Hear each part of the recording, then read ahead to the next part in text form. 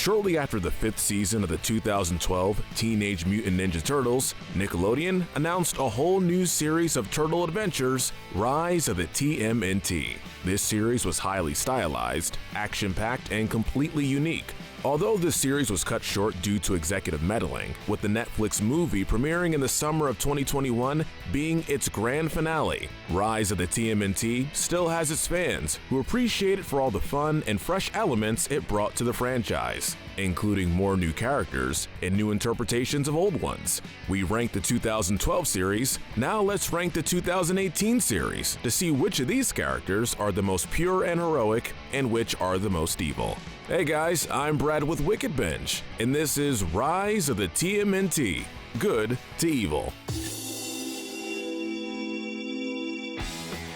As always, we'll be starting with the characters who have the most honor and pure of heart, or who've done the most good to help save the day from mutant baddies. These are the good characters. Starting off this list, we have the matriarch of the Hueso clan, Karai. Although she wasn't in the series for long, we can't think of anyone more deserving of the title of Most Good.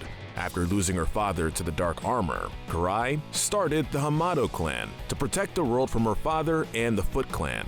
She not only separated the Dark Armor, but sentenced herself to eternal imprisonment, ensuring that even if someone were to resemble the armor, the Shredder would not be at full power. As such, she's upset at her family when they free her 500 years later in the Season 2 finale. Karai doesn't let this cloud her feelings towards her family. In fact, she happily embraces her role as their new Gram, praising her grandchildren, including Splinter, for their differences and giving them affection, not minding that they aren't following tradition. I'm pleased to meet my family. She also encourages April, letting her know that even if her last name isn't Hueso, she's still one of them.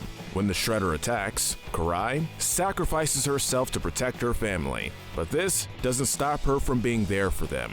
Through April, she's able to encourage Raph during his breakdown as she reminds him that he's not alone and is able to participate in the final battle. Karai is not only a fierce and noble warrior, but she's also a kind and loving grandmother and was willing to give everything she had to protect her family and the world. Get away from my family.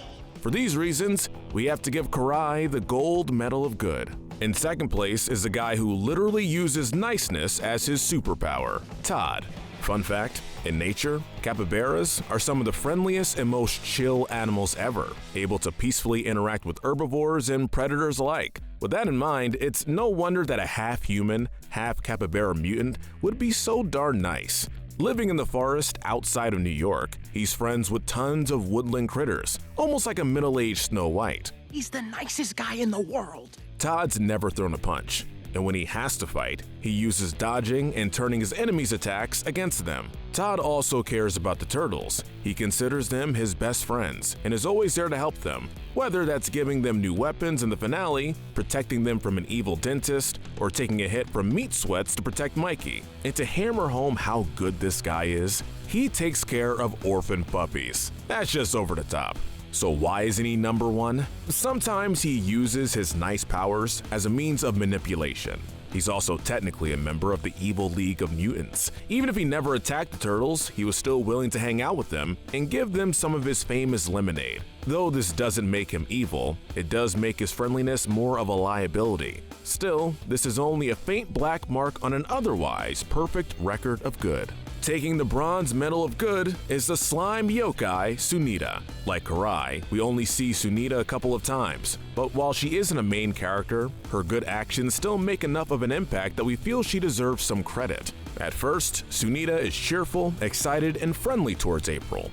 Hey, what's your number? We should hang out sometime. Even when April acted strange or awkward, Sunita never looked down on her or made her feel worse. She was willing to reveal her secret in order to protect a disguised Donnie from the Foot Brute, who she knew was after her. Together with April, she was able to help save the day. In her second appearance, we see how trusting and encouraging Sunita can be. Though worried about her cloaking brooch, she never tries to make April feel guilty about her mistake, and once again fights alongside her. This slime girl seems like a great friend, and since she doesn't seem to have any negatives or dark side, we feel she earns a high ranking. Behind Sunita is her friend and honorary fifth turtle, April O'Neil. From the very beginning, April is bold and caring. she and Raph step forward and protect Mayhem, with April chasing after his kidnappers, willing to take action and put herself in danger if it means helping someone, especially if that someone is a friend. April goes above and beyond her employee duties when Alberto starts causing havoc, defending and protecting the kids. Through her friendship with Donnie, she's both loyal and willing to show tough love when necessary, like when Donnie's ego gets too big. She won't let Donnie walk all over her, but she still comforts him.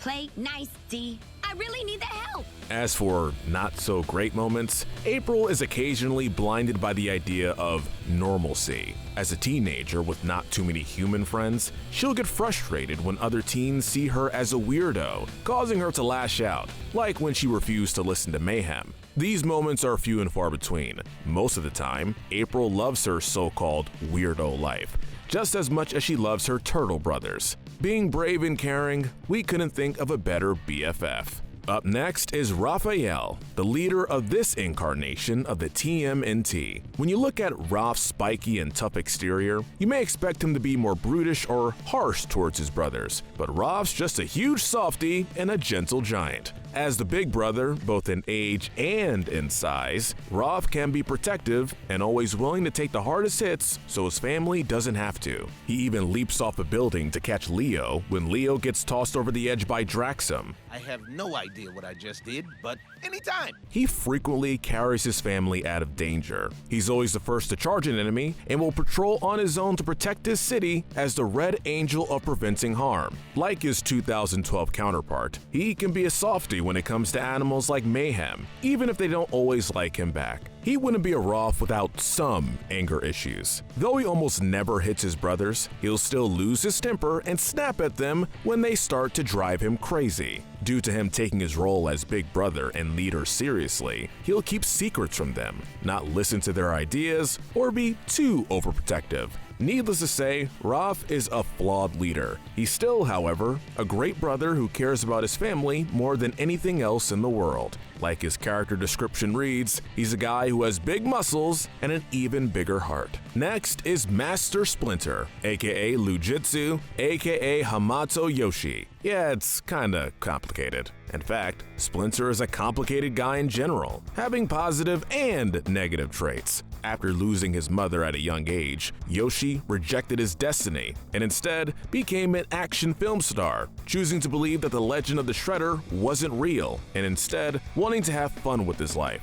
Ultimately, this backfired. Once he realized his mistake, Splinter took it upon himself to go undercover and go after the Foot, not wanting to put his sons at risk or force them to fight. Not even lunch and I already saved the world. It's only when he sees how strong they are and that they're already involved that he agrees to properly train and prepare them. Speaking of his sons, it should be mentioned that although he wasn't always the most attentive father, Splinter still saved his turtle sons from being child soldiers. While the trauma he endured in the Battle Nexus had a profound effect on his life, making him seem lazy or absent, the love he has for his family is always clear. Even when he doesn't make the best choices, like lying to Donnie about a demolition derby, taking the turtle tank for a joyride, or briefly trying to turn his sons into a more traditional Hamato clan, he still loves his family. But I never lied about wanting to spend time with you. Time and time again, he nearly sacrifices himself for them. He was even willing to give up the last piece of the Shredder armor if it meant his sons wouldn't be tortured.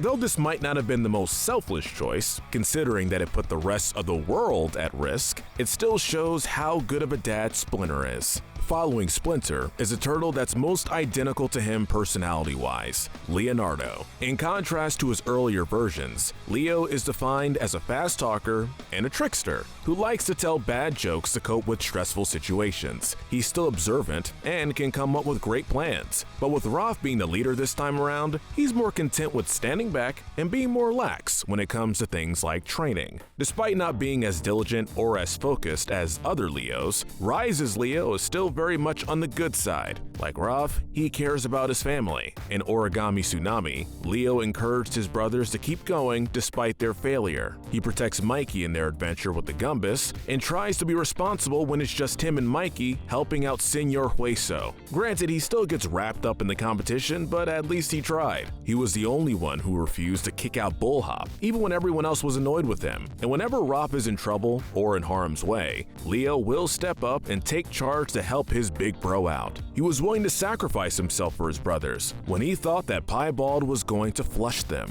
Flush me and let my family go. Still, Leo has his faults, with his biggest one being his ego, and the cockiness he displays to cover up any insecurities come off as obnoxious or annoying. His refusal to tell the truth about Piebald wasn't a great moment, and as the team Trickster, he can be sneaky. Thankfully, Leo is usually willing to swallow his pride and apologize, and although he still has a lot of growing to do, he's still a good kid with a good heart. The positive and feelings-focused Michelangelo is next. Mikey is the youngest of the fam, and you may think that he's more naive or innocent, but he's actually the most emotionally mature and empathetic of the turtles. You're kind of a softie. That really hurts my feelings. He was able to help Donatello with his relationship with Sheldon by encouraging Donnie to be a better listener and less harsh, and he was the main catalyst in Draxum's redemption, willing to show him kindness and encouragement, even after everything Draxum had done to him. He's also a big softie, like when he refused to repossess Todd's RV and leave him and his puppies homeless. Though sometimes easy to scare, Mikey can still be brave and is always willing to fight alongside his brothers, even when he's frightened. Still being 13, Mikey can be selfish and a little chaotic. He let himself be driven by anger and was willing to abandon Todd in order to spend time with his favorite celebrity chef. His Dr. Delicate touch is built on brutal honesty, which can be both a good and a bad thing depending on the situation. Like the rest of his brothers, he can also be competitive and silly, which can get in the way of missions. But again, Mikey's still young, so these flaws aren't too concerning since you feel like he'll eventually grow out of them, and they don't take away from his other good qualities. Finally, we come to the final turtle, Donatello. Out of all his brothers, Donnie probably has the most morally questionable moments as he's both stubborn and irresponsible. Although he likes to pretend he's an emotionless bad boy, he's often driven by his emotions as well as his ego. If he sees something that can be improved, he'll rely on science and his tech before he attempts to be honest and open. This has included altering his brother's brains to make them smarter when he was frustrated with their antics, making a drone that specifically favors him, and accidentally putting Witchtown in danger just to prove that science was better than magic. Science, the bad boy of academic disciplines. Some of his inventions have also been questionable, and even when he's in the wrong, it can take a lot for him to admit that he was wrong. While Donnie may lean more on the mad scientist side, he still has a soft side. For example, he takes time and effort to make his brothers gifts in the hopes of helping them. In the previously mentioned brain-altering incident, Donnie was willing to expose himself to his greatest fear, beach balls, and sacrifice a rare piece of tech just to get his brothers back to normal. He's also loyal to April and enjoys helping her out, even when he's sometimes overly eager about it. And he puts himself in danger at the drone races to protect Sheldon from getting hurt. Even if he's not the most moral turtle, he still has his heroic moments and is a good guy. Next is Frankenfoot, the origami foot soldier turned teammate. Originally, he was another origami soldier that the turtles fought at one point, but Raph, wanting a sparring partner, put him back together and turned this foe into a dopey but still protective friend. Even though he fights Raph for fun, he's still concerned whenever he accidentally hurts Raph. Later on, when the foot captures the turtles, Frankenfoot turns his powers up a notch and protects his new buddies, blasting the foot into the sky. We don't see much of Frankenfoot after this, with him only making small cameos. Even if he's not a frequently seen hero, he's still part of the family, and, like Raph said, he's their buddy. Our buddy's the winner.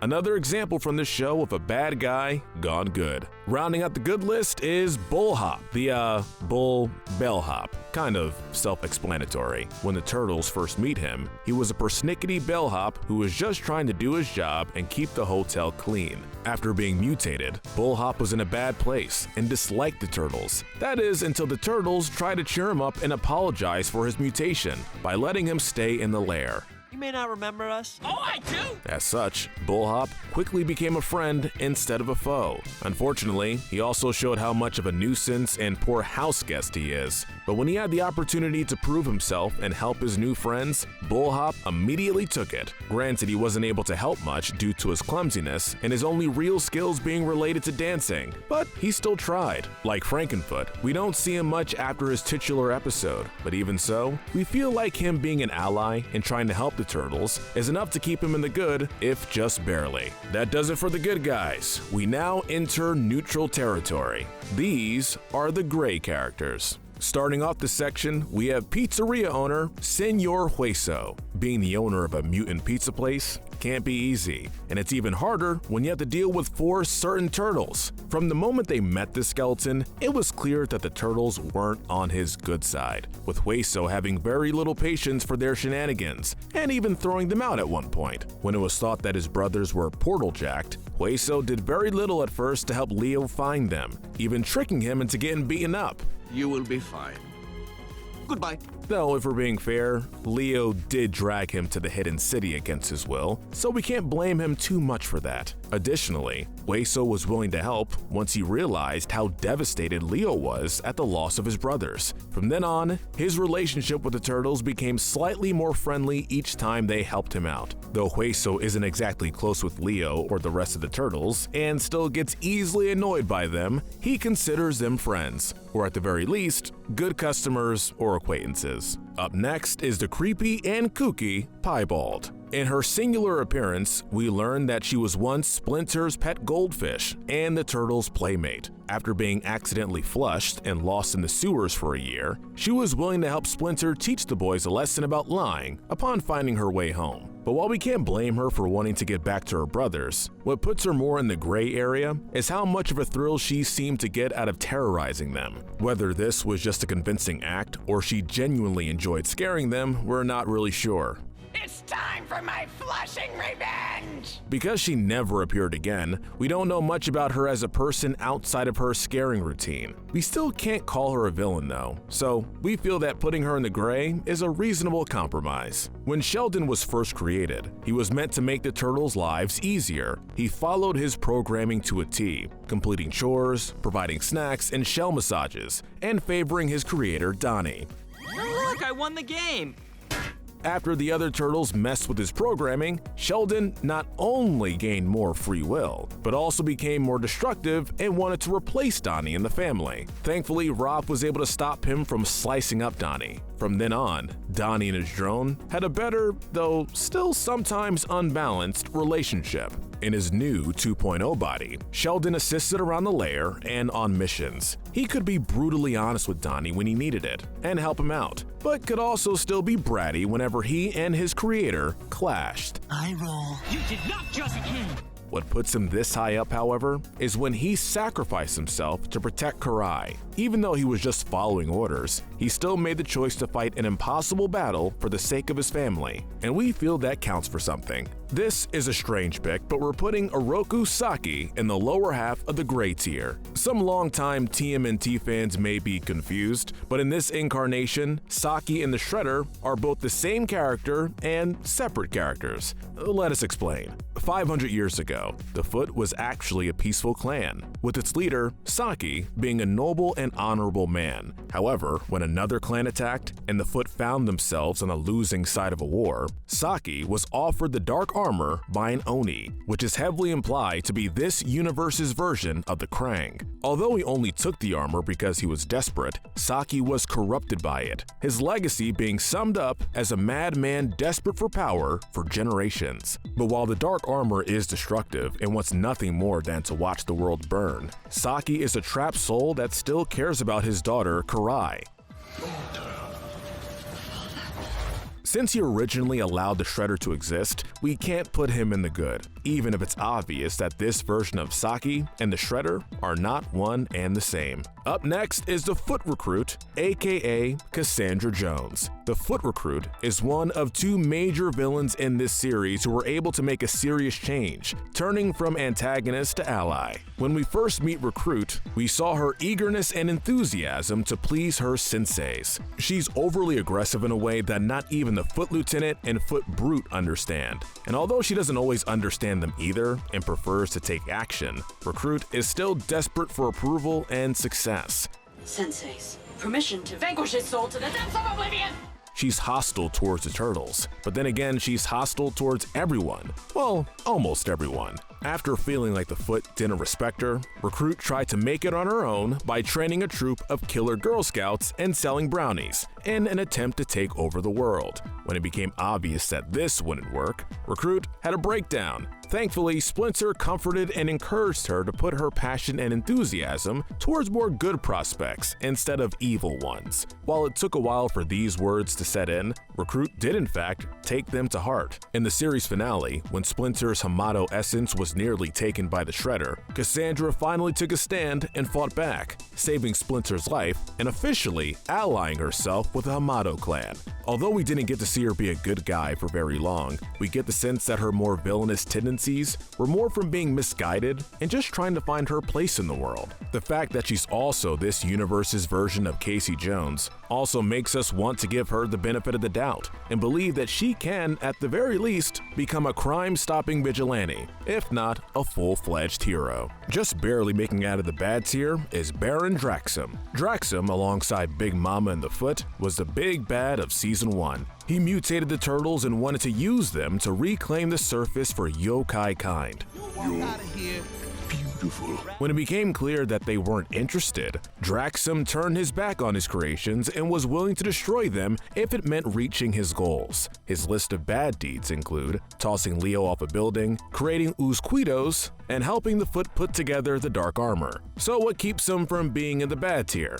Unlike the other villains who are only in it to gain power or destroy, Draxum is actually one of those the ends justify the means villains, due to believing that the prophecy talking about the Shredder was actually talking about humans. Since humans had already pushed yokai kind underground several centuries ago, Draxum vowed to take them out before they could do any more damage to his people. Buffoons. If they will not stop the humans, I will do it myself. Although this doesn't excuse his actions, you can understand where he was coming from. Then, in Season 2, after being defeated by the Turtles and betrayed by the Foot, Draxum was able to redeem himself through Mikey's guidance. He was willing to save a couple of humans from falling as a way of returning the favor after Raph and Mikey saved him from bounty hunters. He began warming up to humans slightly, even if he was still mostly a jerk. And we saw examples of him sacrificing his own safety to save his new family and even New York City. Now that's a change of heart. While it was great seeing Draxum grow and make a change for the better, he still has his flaws as well as a whole season's worth of evil deeds. We acknowledge that he's no longer a villain, and while we may put him just on the edge of the gray tier, we like to think that he has a chance of eventually making it into the good. Finally, we've come to the antagonist, the wicked and the villainous that we love to see get defeated. These are the bad to evil. First up, we have another unconventional pick, Jupiter Jim. Jupiter Jim, or Marcus Moncrief as he's also known, is the star of the Turtles' favorite sci-fi movie franchise. Although we hear plenty about the character throughout the first season, we don't get to meet the actor until a little later on. He seemed friendly at first, playing along with the Turtles and appreciating their enthusiasm. Jupiter Jim fake blastered me! But when Marcus invited the Turtles back to his apartment, things took a turn. Not only did he embrace the Jupiter Jim character, but he believed that he was the real Jupiter Jim. It was also revealed that he was kidnapping cosplayers that looked like the aliens he had fought in his movies, imprisoning them as trophies. And the Turtles, who Jim thought looked like the aliens of planet Reptilia, were next. Thankfully, Leo was able to use Jim's own delusions against him, but still, the whole situation was messed up. Peace wins the day, but I'll be watching. Jim can be arrogant, self-absorbed, and kind of a jerk. Though he may play an intergalactic hero, he's certainly fallen from grace. Next is New York's resident Repo man, Repo Mantis. While Repo may look like a big, scary bug man, he's actually pretty chill when compared to the other villains who are constantly getting involved in schemes or causing havoc. Repo would rather just stick to a scrapyard and do his job, not at all bothered by his new form. As a Repo man, Repo can come off as heartless, repossessing things like oxygen tanks and birthday cakes. He also went back on a deal with Donnie and Mike just so he can keep making money off the moon buggy that they wanted. And when they stood up to him, he threatened to break their legs. Give me back my Dorkmobile! This episode and his brief stint in the evil League of Mutants are the most hostile he gets, but in other episodes, he's a stern and grouchy businessman who just wants to work in a scrapyard and make money. He'll fight the turtles when he needs to, but he won't go after them specifically. Plus, he adores his kitty, Mrs. Nubbins, and still tries to take care of her even after she turns into a terrifying manti-cat mutant. This hard-as-nails Repo man has a soft side, making us feel like he's the least evil of the core villain cast. Up next are the Sandoz brothers, Ben and Carl. These two are a couple of muscle-bound knuckleheads, relying on their acrobatics and claw attacks to cause damage. Because they're more fighters than thinkers, most of their plans are simple and more dangerous than evil or malicious. Their first big plan was attacking a biosphere during a field trip, so they can have an audience for their acrobatics routine. Come here, my little turtle. Let me pinch your cheeks. Another time, they thought they could simply scare Raph into surrendering before trying to eat them. This plan was stupid, but Raph was already in a panic because he was lost. This plan was what accidentally triggered Raph's savage mode, which the Sandoz immediately ran away from. These guys are more like clowns than actual threats, with their strength being the only thing that makes them even the least bit intimidating. They aren't schemers, they don't seem to have any real goals, and while they still can throw a serious punch, they aren't nearly as disruptive as some of the other villains that rank above them. They can be jerks, but are mostly just comic relief. Warren Stone likes to think that he's the Turtles' worst enemy. While we wouldn't go that far, he is villainous, despite his tiny and near-powerless exterior. His one and only goal is to destroy the Turtles and reclaim the fame he had as a newscaster. Most of the time, though, his threats are ignored, and Warren is often forgotten by the Turtles. In his debut episode, he actually ended up saving the Turtles' lives, if only so he could destroy them himself later. But to Warren's credit, he gets much more evil later on, like when he betrays the Turtles and April, selling them out to Draxum, even after they agreed to help him save his roommate, Hypnopotamus. That's pretty cold. While he is more active than Repo or the Sandoz and certainly tries harder when it comes to being a villain, he's too weak and has failed too many times for us to put him up any higher. I will haunt your dream. Right above his roommate and bestie, we have Hypnopotamus. A stage magician and hypnotist by trade, Hypno is one of the more powerful mutants. Though sometimes goofy, he can still be a serious threat. Between his razor-sharp rings and his hypnotizing powers, Hypno can be formidable and even a bit cunning. The first time he met the Turtles, he nearly decapitated them for just tricking him. Another time, he managed to trap the Turtles in an 80s fashion montage using a hypnotic song, allowing him to steal a magic book to make himself even more powerful. He's also prideful and was willing to make an entire school of innocent teenagers disappear just to prove that he was more talented than a rival magician. Though he may not look it, Hypno can be dark, but he does have a soft spot for his roomie, Warren, and was willing to work with the Turtles to save him from Draxum. I've got nothing up my sleeve. Also, he's voiced by Rhys Darby of all people, so even if he doesn't always act like a nice guy, he certainly sounds nice. Hypno's done plenty to deserve his spot on this list, but there are still a few more villains who are a bit more evil than him, giving pro wrestlers everywhere a bad name. Next on the list is Ghost Bear. Even before he became an official villain, Ghost Bear was pretty bad.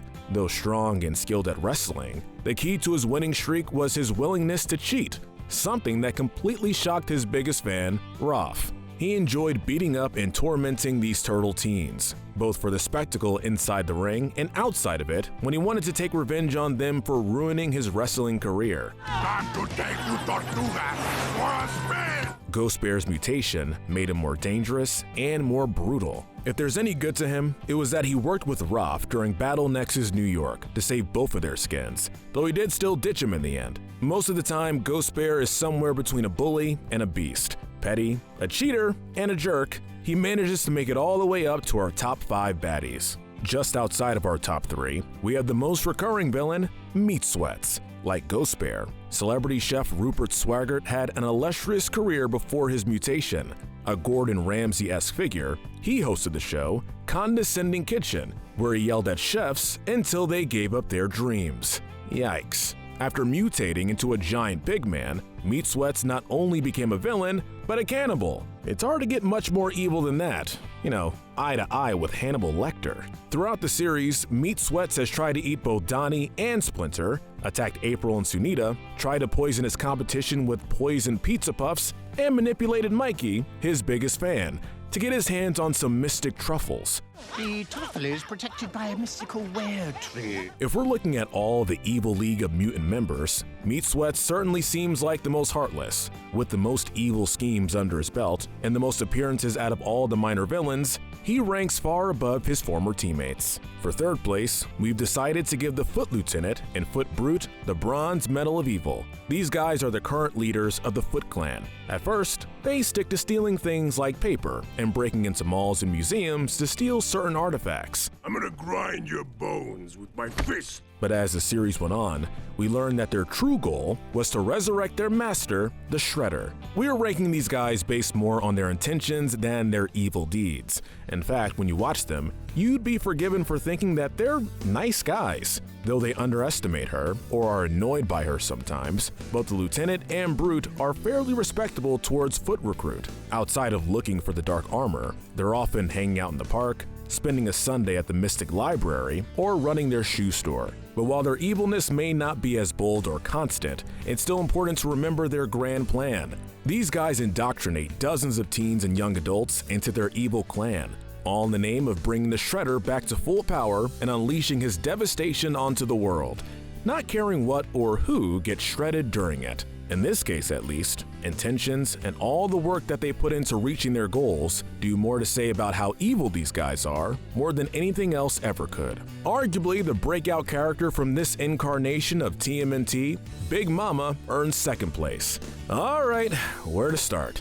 To sum it up, Big Mama is a businesswoman. She enjoys making deals and outsmarting her opponents, manipulating any agreement she makes to go in her favor. Like when she agrees to help catch the Shredder, only to use him for herself. Big Mama is the owner of both the Grand Nexus Hotel and the Battle Nexus, a barbaric arena where fighters fight to the death. If it'll make for a good show, she'll throw anyone in there, including the Turtles. New York City will be my new Battle Nexus arena. In fact, Big Mama is so focused on making a profit that she was willing to imprison her ex-boyfriend, Lou Jitsu, right after he proposed no less, and force him to fight. She works with known criminals like the Mud Dogs and making deals with Draxum in order to gain even more power, with it being implied that she would kill them if they ever double-crossed her. What's the most evil thing she's done? How about capturing the entirety of New York and forcing the Turtles to fight for their lives in her special Battle Nexus New York before trying to destroy them with her so-called champion, Shadow Fiend, aka Shredder. With all this in mind, how is she not our #1 baddie? Well, she has one moment of good. In the series finale, she helps the Turtles find Shredder. And keep in mind, this is only because she still had feelings for Splinter and wanted to help. It's not like these feelings ever stopped her from kidnapping and using him, so yeah. How could anyone stay mad at those eyes? Even with this one act of mercy, Big Mama is still the cruelest of the cruel, taking delight out of using others, always managing to put herself on top, and not caring how many others she has to step on in order to get there. She's really, really bad. But there's still one character who's worse. With all that in mind, we feel that the dark demon armor, known as the Shredder, deserves to be called the most evil. We don't get to see the true Shredder until the series finale, thanks to the failsafe that Karai put into place to prevent Shredder from reaching his true power. But even when he's not fully himself, he's nothing but destructive, seeing everything and everyone as an enemy that must be shredded. And now your power will be mine. When he's finally at full power, it's clear that this dark armored demon is pure evil. All he wants is to shred the world and to shred anyone that stands in his way, especially the remaining Hamato clan. This Shredder is so heartless that he will abandon his loyal lieutenant and Foot Brute, not caring about their injuries for a second. It should be noted that it was the destruction that the Shredder first brought about 500 years ago that caused humans to believe that yokai were demons as well and pushed them underground. Simply put, Shredder is a complete monster whose only goals are pain and destruction, and is our pick for the most evil character in Rise of the TMNT. Alright guys, what do you think? Let us know in the comments if you agree with our ranking, and tell us which series you'd like to see next. Be sure to hit that notification bell so you don't miss new episodes of Good to Evil, featuring your favorite cartoons and video games. But most importantly, stay wicked.